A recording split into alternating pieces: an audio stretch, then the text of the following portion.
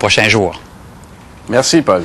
Huracan veut redorer l'image controversée de l'uranium. L'entreprise qui projette d'exploiter une mine à ciel ouvert en Mingani passe à l'offensive. Julie Abud, Huracan sort de son silence. Oui, tout à fait. Alors, la compagnie va organiser dès cet automne des séances publiques d'information. Il faut comprendre que les opinions face à l'uranium sont controversées. C'est le cas, entre autres, dans la petite municipalité d'Aguanish, qui est un des villages visés par un projet uranifère. De plus, bien, il y a le volet d'acceptabilité sociale qui va devenir obligatoire pour tout nouveau projet minier. Et j'ajouterais d'autant plus pour l'uranium qui a mauvaise réputation. Pour la première fois, Huracan invitait les médias régionaux à visiter ses installations d'exploration de l'uranium au nord de Bejoan-Betz et d'Aguanish. Le mouvement Cette île sans uranium n'allait surtout pas rater cette occasion pour dénoncer une fois de plus cette industrie qui, selon eux, menace la santé humaine. Vous allez parler avec quelqu'un qui n'est pas un spécialiste. Mais il y en a d'autres, arrêtons même non plus d'être pas un spécialiste. À Aguanish, l'uranium est un minerai controversé.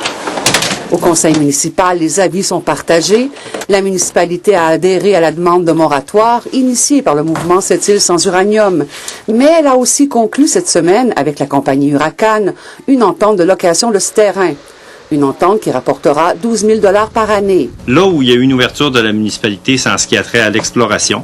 Il y a des gens ici qui gagnent leur vie à travailler dans ce domaine-là. Il y a des hôteliers qui ont gagné leur vie cet hiver avec cette clientèle-là. L'uranium a mauvaise presse, mais Huracan n'entend pas s'en laisser imposer. L'entreprise passe à l'offensive. Elle ne veut plus laisser des mouvements, comme Cette île sans uranium, prendre tout le plancher. Huracan va même organiser des séances d'information publique dès cet automne. Il y a toute une information, une éducation à donner, des réponses à donner aux nombreuses questions également qui ont été suscitées par des déclarations qui sont qui ont été pas mal intempestives depuis les 10 derniers mois. Mais les spécialistes qui seront embauchés pour ces séances d'information auront de l'opposition, notamment de Cette île sans uranium, qui compte dans ses rangs des médecins qui considèrent l'uranium comme un danger pour la santé publique. Les médecins sont contre ça. On entend parler beaucoup, puis on a peur pour notre santé. Des citoyens comme Andy Rochette, qui a travaillé dans l'exploration d'uranium, estiment qu'il n'y a pas de zéro, mais il ne craint pas l'uranium. Parce qu'il y a tout le temps un risque aussi, même pour un travailleur qui travaille dans une usine ou qui font de la boulette de fer, la poussière est aussi nocive, ou dans l'alumine ou n'importe quoi.